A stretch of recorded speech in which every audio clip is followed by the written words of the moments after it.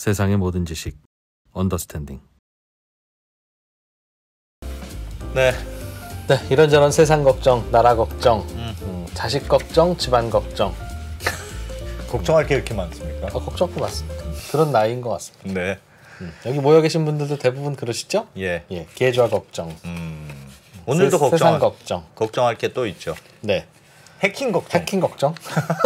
참 여러 가지 걱정을 해야 되는데 최근에 왜 그런 기사가 있었잖아요. 선관위.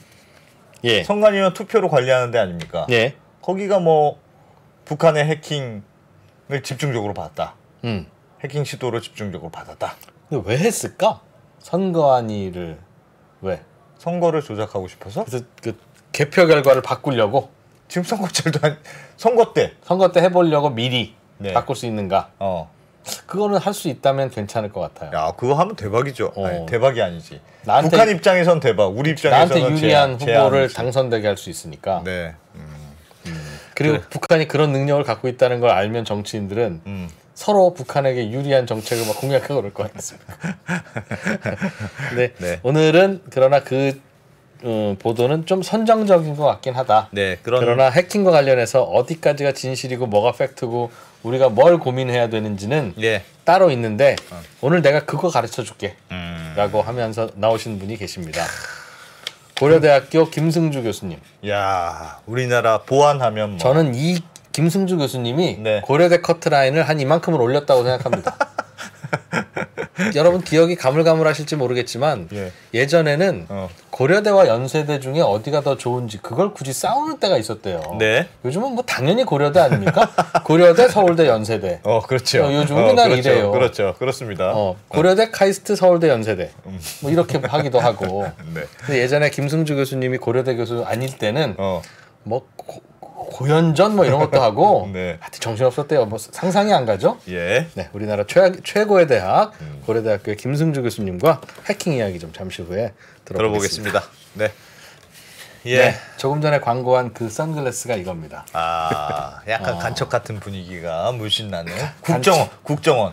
오늘의 그 주제와 연결되죠? 네, 그렇습니다. 해킹 이야기. 예. 우리나라 최고의 대학 고려대학교의 김승주 교수님 소개하겠습니다. 어서 오십시오. 안녕하세요. 네, 안녕하십니까. 네. 예전에는 그런 때가 있었다면서요? 진짜 연세대학 고려대학은 계속 그랬대. 지금 상상도 안 가는. 네. 지금 뭐 학생들이 다 자기 일에 바빠서요. 네.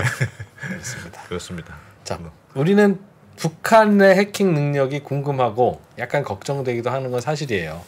해킹으로 어떤 결과가 있을지가 사실은 상상이 잘 안 가니까. 그러니까 선관위 건드렸다고 하니까 이 친구들이 이게 선거 결과 바꾸려고 그런 거구나 하는 생각도 들고, 뭐 어디 딴 데 해킹했다 그러면 그 돈 다 가져가려고 그러는구나. 다른 데도 다 해킹했는데 선관위만 요번에 발표가 된 걸까요? 하여튼 잘 무슨 일이 그것만 있었던 봐서도 거예요? 잘 모르겠습니다. 이번 뉴스를 일단 좀 알려주십시오. 이제 이 해킹 관련한 사고가 나면 네. 보통은 이제 IT 전문 기자분들이 이제 취재를 오세요. 예. 네. 그런데 이렇게 선관이라든가 뭐 금융위 이렇게 좀 힘 센 곳에서 문제가 터지면 이제 다른 쪽 부처 기자분들이 오십니다. 선관위 출입 기자들이 이번에 쓴 아무튼. 거겠죠. 그런데 이분들은 기술적인 어떤 베이스가 없으시니까 못 알아들으시는구나. 기사들이 조금 너무 과장돼서 나가는 경우도 있어요. 예. 그런데 이게 이제 더욱이 이게 어떤 정치적인 이슈랑 맞물리면 이제 어떤 데스크에서의 어떤 여러 가지 힘이 합쳐지면서 기사가 이렇게 팩트대로 전달이 안 되는 경우들이 있습니다. 있죠. 이번에 이제 선관위 같은 경우도 조금 그런 부분들이 있고요. 그래서 오늘 이제 그 얘기를 가지고 이제 시작을 한번 해보려고 합니다. 네, 알겠습니다. 제가 자료 잘 준비 안 해오는데 오늘 많이 해오셨어요. 제가 성일광 교수님 방송하시는 걸 한번 들었거든요. 고려대학교. 그래서 역시 고려대학교. 나는 너무 이재상실. 헐렁하게 방송을 하는구나. 성의를 좀 보여야 되겠다. 솔직히 김승주 교수님이 좀 잘생기셨으니까 그걸로 다 그냥 넘어간 거죠. 사실은 좀 그런 면이 없잖아요. 다 외모로 덮으시려고 하는 거 그건 좋지 않은 습관입니다. 그래서 자료를 좀 많이 준비해 갖고 왔어요. 감사합니다. 네. 일단은 저 화면 한번 잠깐 보시죠. 예. 두 개의 기사가 있습니다. 예. 주요 언론사 기사인데 요 두 기사의 차이가 뭘까요? 해킹 시도 작년에만 4만 건. 선관위 지난해 사이버 공격 4만 건 당해. 하나는 시도고 하나는 당해네. 그렇죠. 하나는 해킹 시도고 하나는 공격이라고 썼죠. 네. 사실은 언론을 전체를 한번 검색해 보면 네. 공격이란 표현을 쓴 언론이 훨씬 많습니다. 예. 그런데 해킹 시도와 해킹으로 인해서 공격을 당했다. 요건 약간 뉘앙스의 차이가 있습니다. 해킹이 공격인 건 맞죠? 해킹을 했다는 건 공격을 하긴 한 거잖아요. 그렇죠. 근데 우리가 공격 그러면 예. 실제로 피해를 입은 걸 생각하잖아요. 그렇죠. 그렇죠? 예를 들어서 도둑이 있습니다. 예. 근데 이 도둑이 이 집은 어떻게 문단속이 잘 돼 있나? 그래서 대문을 막 흔들어 봐요. 그렇죠? 이걸 우리가 도둑 맞았다 이렇게 얘기는 안 하죠. 그러네. 그렇죠. 이런 게 시도입니다. 그렇지. 문이 그렇지, 열리는지 그렇지. 그렇죠. 그냥 흔들어 보는 거. 공격이라고까지 하기가 좀 애매하네요. 이 해킹 시도라고 그러는 건 여기 좀 허술한 부분이 있나? 그래서 이렇게 막 문을 흔들어 보는 것 이걸 다 더한 게 해킹 시도 건수입니다. 그러면 근데 그 해킹 시도 문 열어봤다는 거와 예를 들면 이 집에는 돈이 있을 것 같아. 그래서 완전 타겟팅해서 그러니까 문만 열고 갔긴 했지만 사실은 마음속으로 미수다 미수. 그럴 수 있죠. 그럴 실제로 수는 있어요? 해킹 시도 건수. 그러니까 문을 막 흔들어 볼 때 이 집은 문이 잘 닫혔나? 아무래도 부잣집 위주로 그걸 해볼 거잖아요. 그렇죠. 그래서 주요 공공기관이라든가 아니면 뭐 이런 선관위 아니면 뭐 은행 이런 쪽에 해킹 시도 건수가 많은 건 사실입니다. 당연한 건데. 예, 실제로 국정원이 국회에서 공식 발표한 자료에 따르면 우리나라 주요 공공기관에 들어오는 해킹 시도 건수가 하루 평균 162만 건입니다. 하루 평균이요? 네. 와.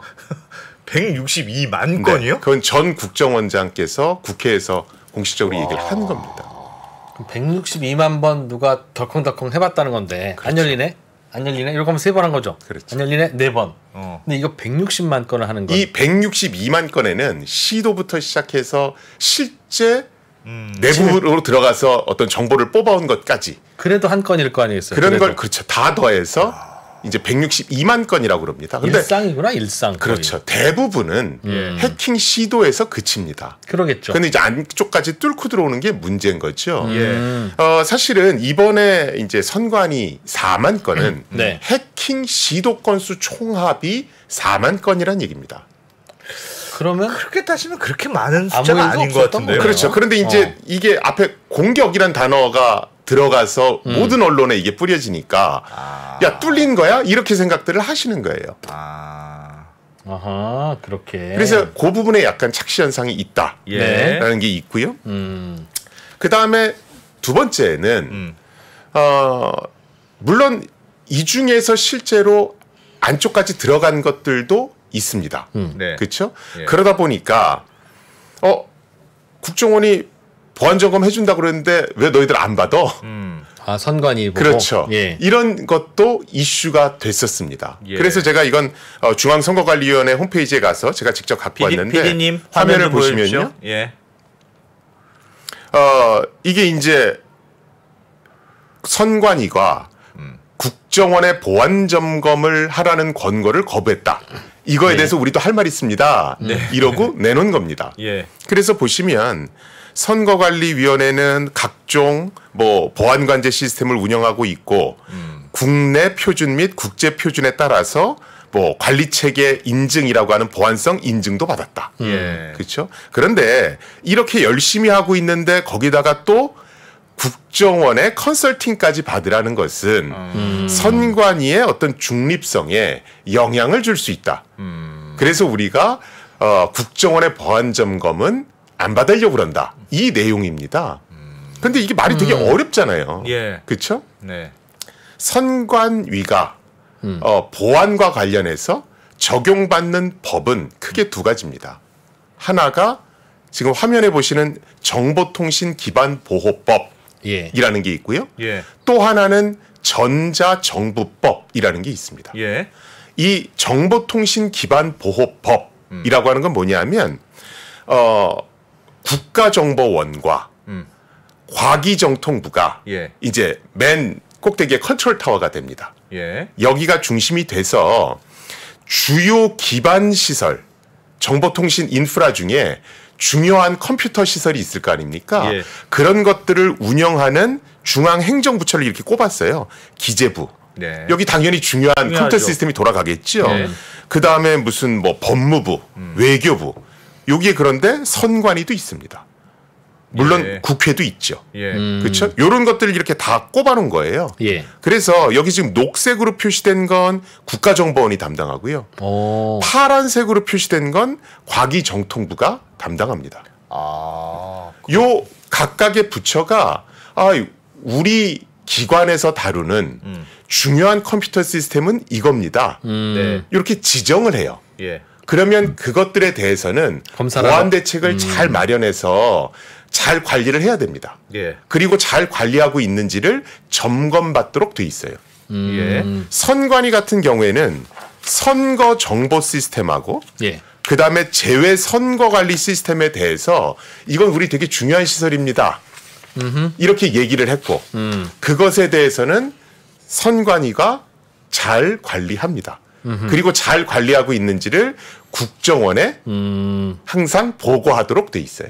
그럼 일상적으로도 국정원의 관리를 받고 있는 거네요, 선관위는. 요 선거 정보통신 시스템이나 제외 선거 관리 시스템 같은 것들에 대해서 그 얘기가 앞에 나왔던 이겁니다. 저희는요 자체 통합보안 관제 시스템도 연중 운영하고 있고요. 예.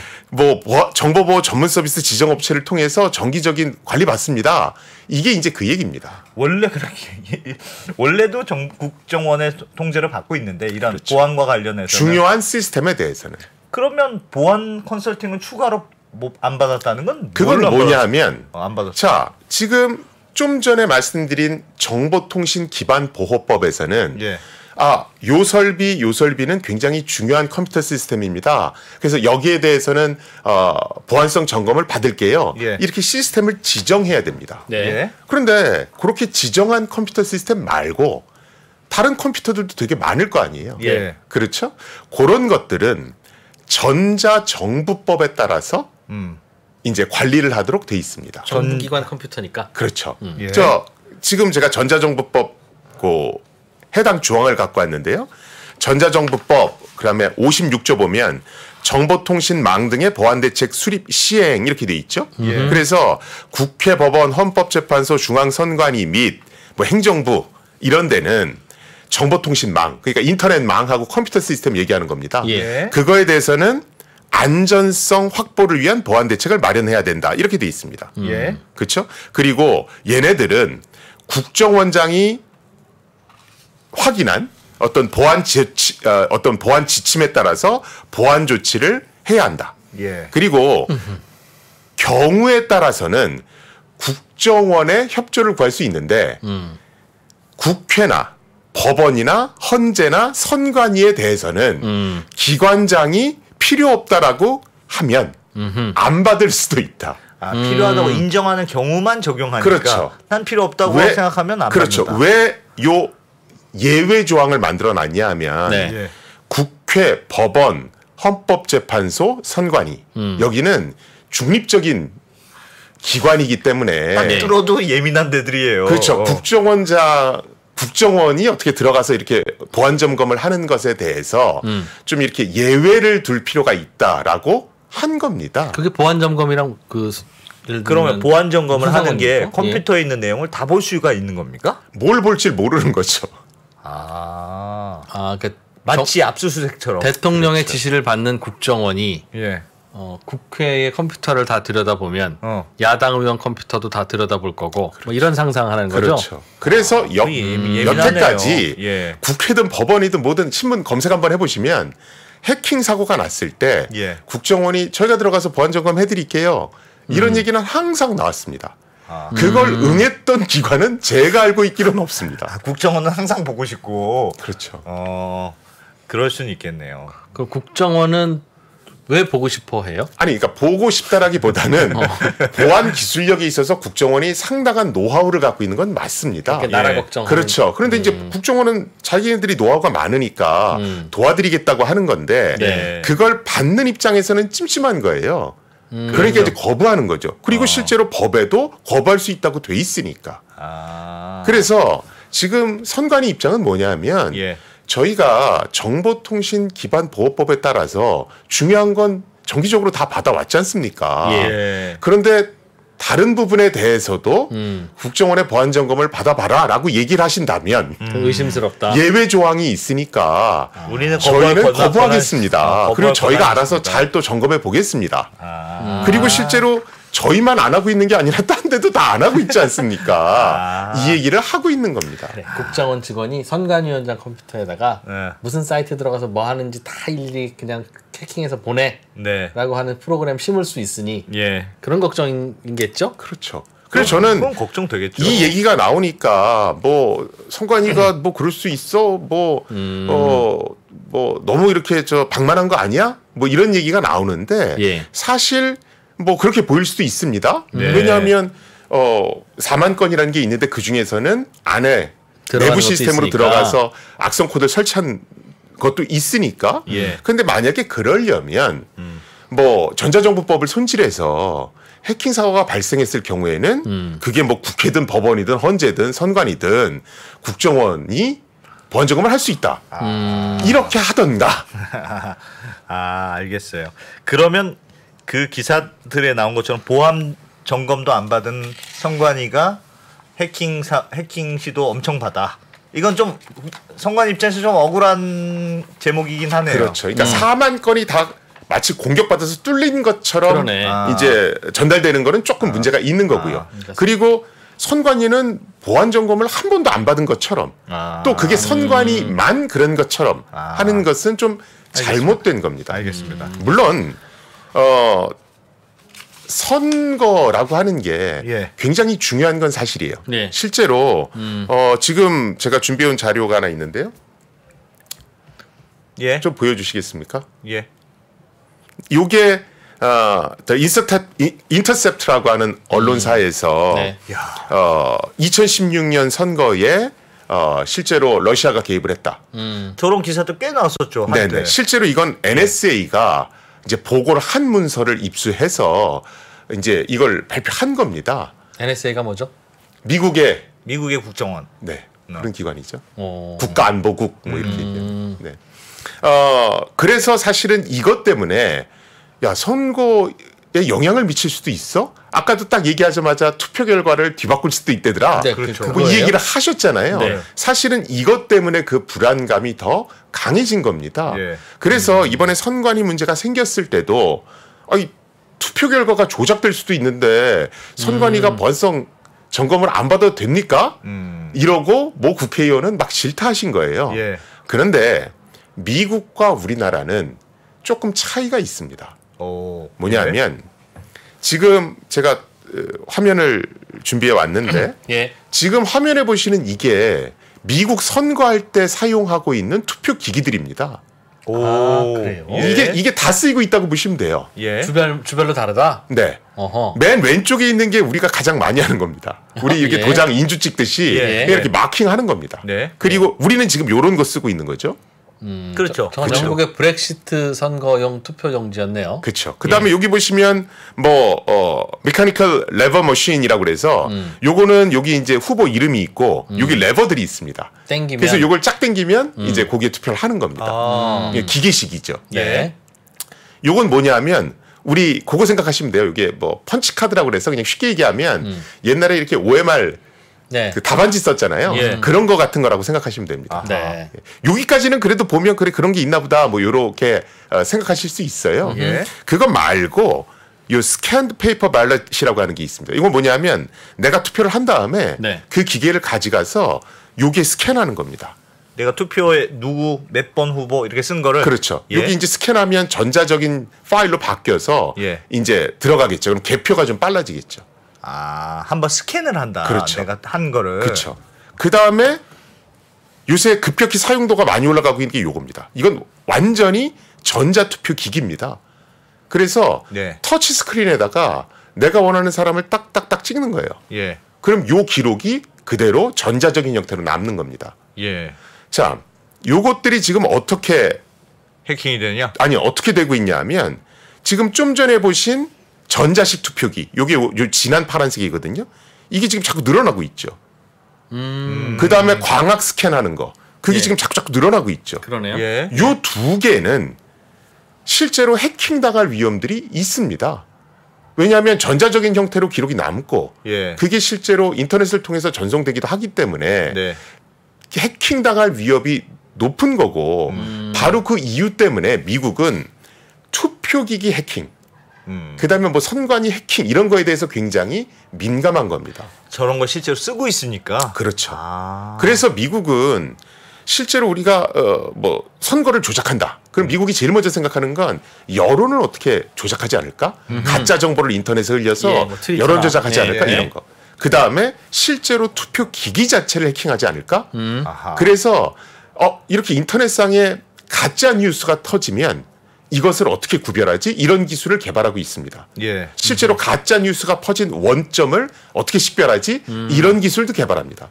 또 이렇게 투표기기 자체가 해킹당하는 걸 막기 위해서 또 막대한 예산을 퍼부어서 안전한 투표기기를 개발하는 것도 하고 있어요. 투표기기에서 나는 A당을 찍었는데 해킹당한 거라면 선관위 집계로는 미국 선관위 집계로는 B를 투표한 걸로 보내질 수 있다는 거죠. 그렇죠. 그런데 이제 아예 그렇게 해킹이 안 되도록 하기 위해서 여러 가지 장치를 하는 겁니다.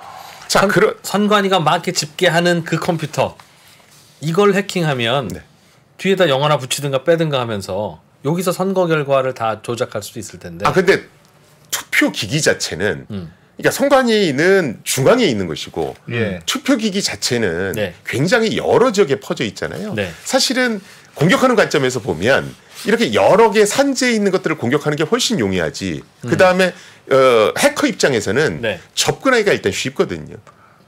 그러나 그렇게 해봐야 한 표 바꾸는 거잖아요. 아니죠. 이게 기기를 해킹하는 거기 때문에. 그다음부터 그 기기를 쓰는 사람들은 다. 그럼 내가 그걸 그렇게 맡기지 않아도 자동으로. 그러면 실제로 그 2017년인가요? 그 러시아가 미국에 투표할 때 무슨 해킹 시도가 있었고 선거 결과 어쩌고저쩌고 그때는 그게 의혹이었습니까? 아니면 실제로 아니요. 좀 이때 실제로 이런 어떤 투표기기를 만드는 업체라든가 아니면 우리나라 선관위 같은 그런 기관에 해킹 메일을 실제로 보냈었고 그다음에 그 해킹 프로그램이 내부에 설치돼서 여러 가지 시도를 했던 건 맞아요. 그런데 그게 투표 기기까지 영향을 주진 않은 걸로 파악됐었고 그 보고서가 NSA 보고서로 작성이 돼서 이제 올라간 겁니다. 그걸 이제 인터셉트라고 하는 언론사가 가져다가 이제 폭로한 거고요. 그러면서 이게 굉장히 핫한 이슈가 된 겁니다. 자, 그런데 우리나라 경우에는 제가 그 선관위 자료를 하나 더 갖고 왔습니다만 우리나라는 일단 미국처럼 저렇게 다양한 전자투표기기를 쓰질 않습니다. 우리 다 종이에다 하죠. 종이에다. 그러니까 우리나라가 쓰는 건 개표하는 부분에 쓰는 거예요. 착착착착 계산해 주는 거. 그러니까 이제 투표용지가 우리가 다 이렇게 인줄 찍잖아요. 그럼 그걸 넣어서 이제 이게 광학 센서로 인지를 합니다. 그래서 그걸 후보자별로 분류를 해줘요. 그래서 일단은 분류해주는 기기가 하나 있고요. 그렇겠죠. 그 다음에 우리 이렇게 돈 뭉치가 있으면 개수기 있잖아요. 세주는 거. 그렇게 개수하는 시스템이 있습니다. 여기만 이제 기계의 도움을 얻는 겁니다. 물론 그 과정에 사람이 계속 보죠. 그래서 사실은 선관위가 항상 해킹 이슈 나올 때마다 하는 얘기가 저희는 외부 통신망하고 아예 연결이 안 돼 있습니다. 인터넷 같은 거 쓰지도 않습니다. 그냥 그 기기를 갖다 놓고 그 기기가 몇 장인지 세주고 얘는 기역 후보인지 니은 후보인지 그것만 분류만 해주는 기계만 쓰는 건데 그렇죠. 해킹이 어떻게 되느냐 이게. 그렇죠. 원격으로 해킹이 될 수가 없습니다. 그리고 이번에 4만 건의 해킹 시도 중에서 실제로 내부까지 들어간 것도 있긴 있습니다. 그런데 그것도 실제로 선관위는 인터넷망이 이렇게 분리되어 있거든요. 그래서 내부망하고 이메일이 들어오는 외부망이 이렇게 분리되어 있습니다. 그래서 외부 인터넷과 연결된 망에는 피해가 좀 있었습니다만 중요 시스템이 들어있는 단절되어 있는 내부망, 우리가 인트라넷이라고 하는 거기에는 피해가 없었습니다. 이런 얘기를 하고 있는 겁니다. 그런데 선거를 하고 개표를 하면 각 개표소에서 집계한 그 결과가 나도 이거 물어보려고 했는데 와. 인터넷을 통해서 선관위 어딘가로 갈 테고 예. 선관위에서는 그걸 집계할 텐데 그걸 모아서 그 사이에 해커가 날라오는 거 인터셉트에서 바꾸기도 하고 성동구에서는 누가 12,000표라고 하는데 1,200표를 바꾸고 뭐 누구는 바꾸고 하면 일단 개표 결과를 보내야 되기 때문에 예. 실제로 그걸 전송해서 보내긴 합니다. 그런데 예. 그것들은 기본적으로 전부 다 전용망을 쓴다고 보시면 되고요. 우리가 쓰는 인터넷하고 이렇게 붙어 있는 망이 아닙니다. 그 망은 해킹이 안 돼요? 훨씬 어렵죠. 선을 이렇게 꼽아서 하면 할 수는 있습니까? 물론 뭐 완벽한 건 없으니까. 네, 근데 네. 그것 외에도 예. 여러 가지 다른 루트로 확인을 합니다. 왜냐하면 수검표를 하니까요. 네. 옆에 참조인들도 있고. 예. 그래서 그 집계가 잘못됐다 하더라도 바로 정정이 일어나거든요. 그래서 사실은 이런 어떤 외부 통신망 단절 문제 이런 것들은 지난 선거에서도 워낙 이슈가 됐기 때문에 사실 그 자료들은 많습니다. 그래서 제가 여기서 드리고 싶은 말씀은 선관위가 잘했다는 것도 아닙니다. 예. 그리고 선관위 시스템이 뭐 안전하지 않다는 것도 아니에요. 그런데 선관위도 그래도 할 만큼 하는데 그런 이유로 너무 욕을 먹는다. 그래. 정확히 우리가 구별할 건 구별해서 이렇게 혼내도 혼낼 필요가 있다. 4만 건 공격당한 건 선관위 잘못도 아니고 점검 안 받았기 때문에 더 공격당한 것도 아니며 일반적으로는 그 정도 공격들은 웬만한 기관들은 다 들어오고 우리가 국정원 조사를 안 받았을 뿐인데 그거는 다른 이유가 있어서 그렇다. 그렇죠. 그래서 사실은 뭐 망이 연결 안 돼 있고 그 다음에 실제로 뚫린 사실을 인지하지 못하고 있었던 것도 있거든요. 예.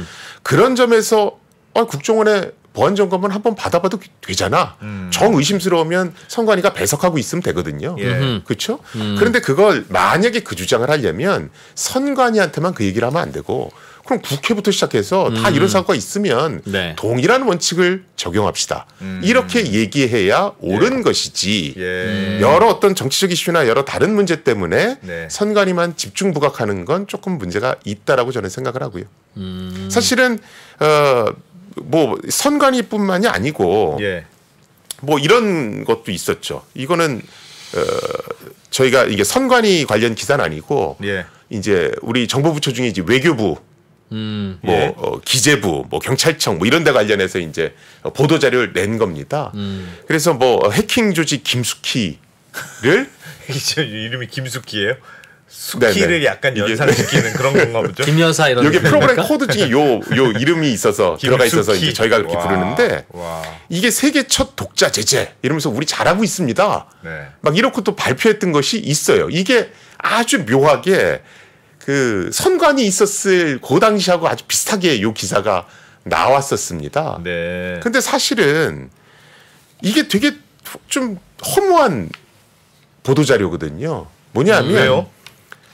이런 거죠. 제가 뭐 죄송합니다. 네. 언더스탠딩 파를 제재하기로 했습니다. 이렇게 예를 들어 발표를 했어요. 네, 예? 네. 그러면 그 다음에 어떤 게 궁금하시겠습니까? 언더스탠딩 파를 김승조 교수님 제재하기 시작했다고. 언더스탠딩 파가 그러니까 정부가 언더스탠딩 파를 제재하려고 합니다. 예. 세계 최초입니다. 이렇게 발표했을 때 다음 질문은 무슨 제재를 하시는데요? 그거보다 언더스탠딩 파가 뭐냐부터 물어봐요. 언더스탠딩 파는 뭐며 그렇죠. 거기 있는 사람들은 도대체 누굽니까? 그렇지. 조직원이 누굽니까? 이게 일단 궁금할 거 아니에요. 그걸 그렇죠. 알아야 제재를 하죠. 그렇죠. 그 다음에 이제 신원을 다 안 다음에는 어떤 제재를 할 겁니까? 이렇게 그렇죠. 질문이 들어가야죠. 그렇죠. 예. 문제는 김숙희의 조직원들이 누군지를 모른다는 겁니다. 그럼 허공에 대고 제재를 한 거예요? 아니 그러면 예를 들면 처음에 뭐야? 아까 전에 나왔듯이도 북한의 해킹의 시도가 있었다. 그건 이제 국정원 조사에서 발표한다면서요. 그러면 북한의 시도인 거는 항상 확실합니까? 굉장히 높은 수준으로 확실합니다. 그거는 알 수 높은 있어요. 확률로. 그게 많은 분들이 그거 뭐 IP 주소 다 속일 수 있는데 예. 왜 그거 저 북한이라고 항상 얘기합니까? 이렇게 얘기를 하세요. 예. 그런데 IP 주소만 갖고 이렇게 막 북한이다 이렇게 얘기하는 건 아니고요. 예. IP 주소에 대한 분석도 물론 들어갑니다. 그런데 굉장히 중요한 것 중에 하나가 이렇게 저 해킹의 배후를 뒤쫓는 조직들은 해킹 범죄 데이터베이스를 갖고 있어요. 예. 뭐 생각하시면 되냐면 뭐 이렇게 범죄 수사물 보면 아, 이 범죄 수법은 어느 파의 수법인데? 아, 그런 게 있구나 또. 그렇지. 아이, 프로파일링처럼. 네. 또 헷갈리고 아이 칠성파.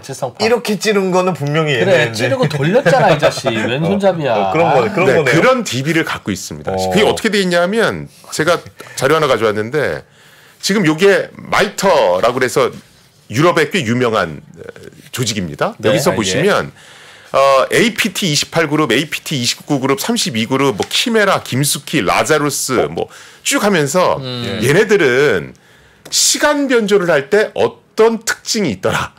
데이터베이스를 만들어 놓은 겁니다. 범죄별로. 그렇죠. 이거는 제가 아주 일부만 보여드린 거고 예. 이런 여러 가지 정보를 갖고 있습니다. 습관, 특성. 그렇죠. 야. 그래서 IP 주소뿐만이 아니고 예. 이런 것까지도 다 분석을 해서 예. 누가 배후에 있을 확률이 되게 높습니다. 이렇게 얘기하는 겁니다.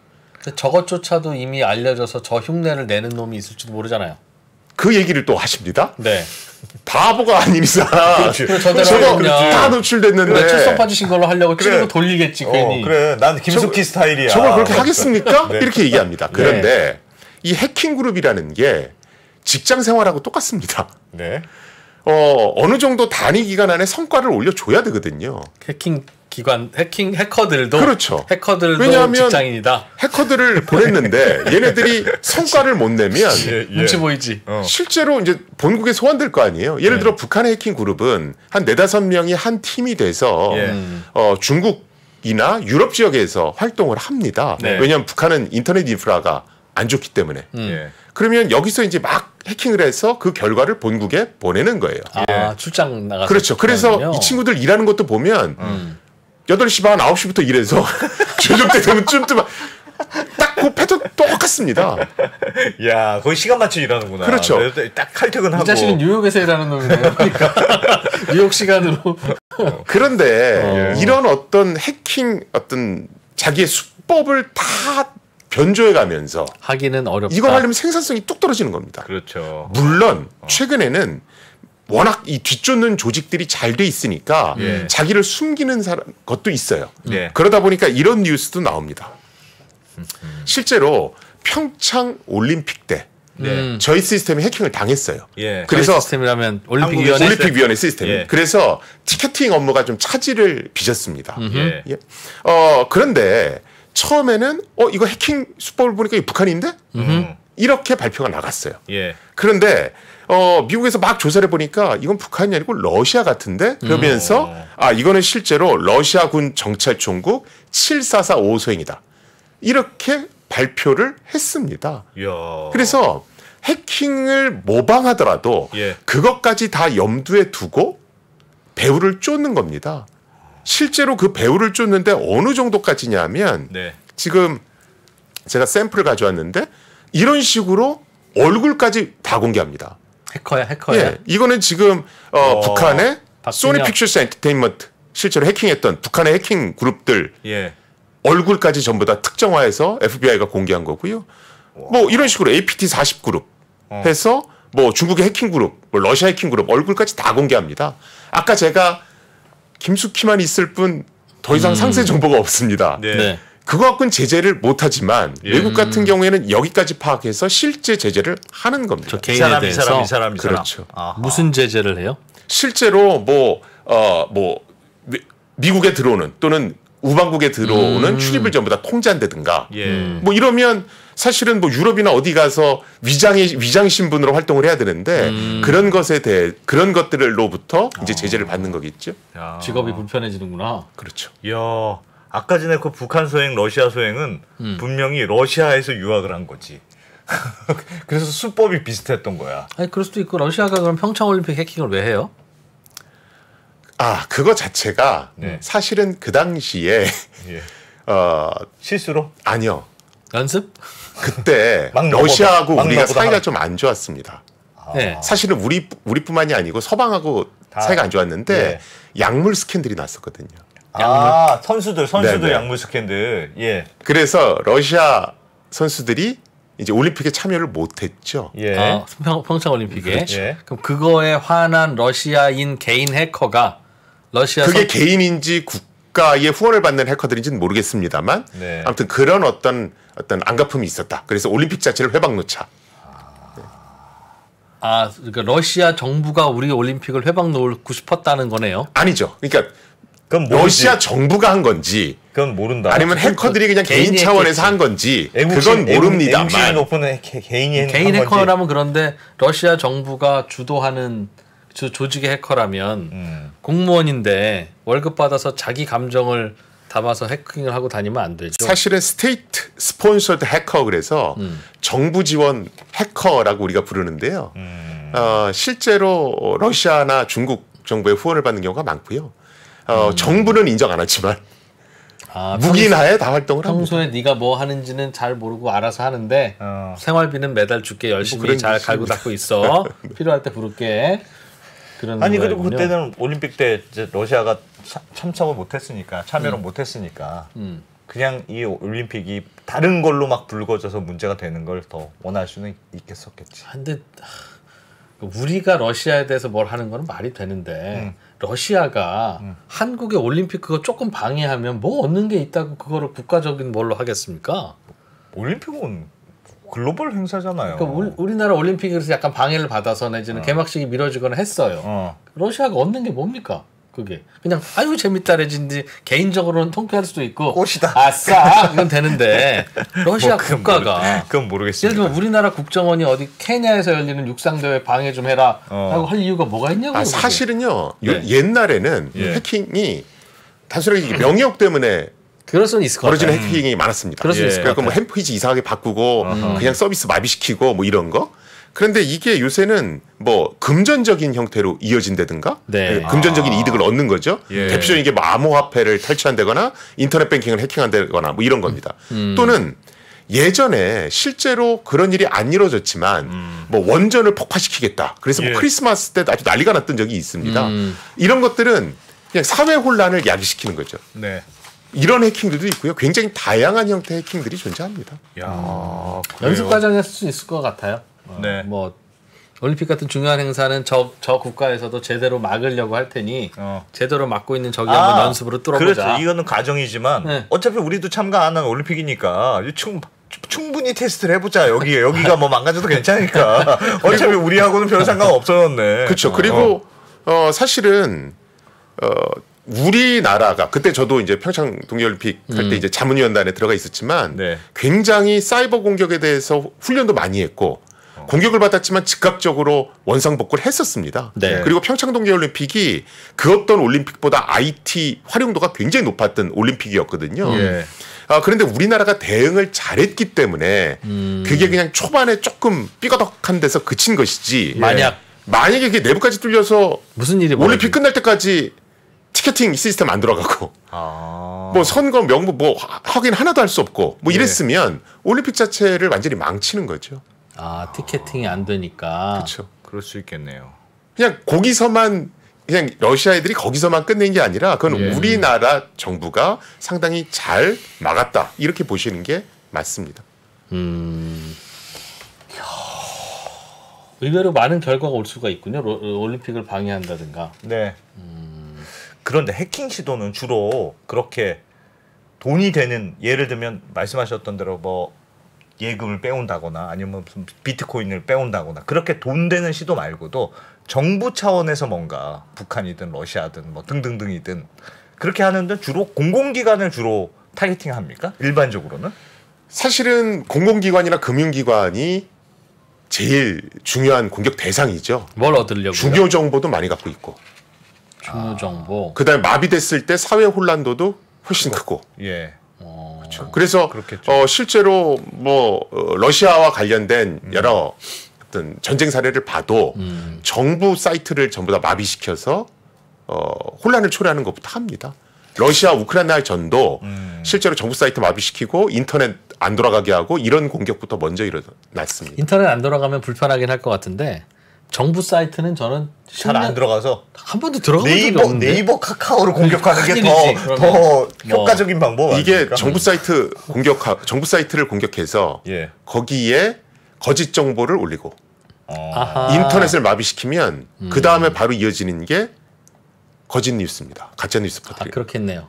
그래서 있겠다. 내부부터 붕괴시키는 겁니다. 평소에 그렇게 연습을 하겠군요. 그렇죠. 유사시에는 그렇게 가야 네. 되니까. 그래서 사이버전은 적의 싸울 의지 자체를 무력화시킨다. 그래서 내전이 발발하게 한다. 이게 일단 첫 번째 목표입니다. 내전까지요? 러시아 우크라이나전이 딱 그런 식으로 시작됐잖아요. 초반에.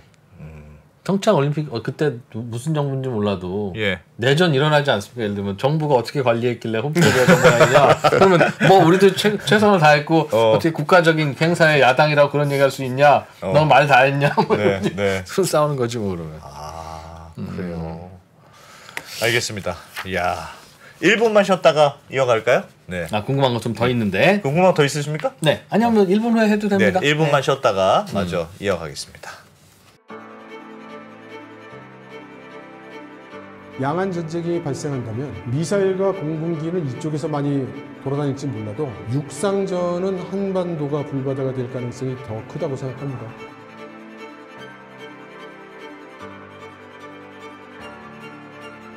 미중 관계를 새로운 시각으로 접근해 큰 인기를 끌었던 이철 박사의 강연 달라진 중국, 달라질 중국의 후속편이 책으로 나왔습니다.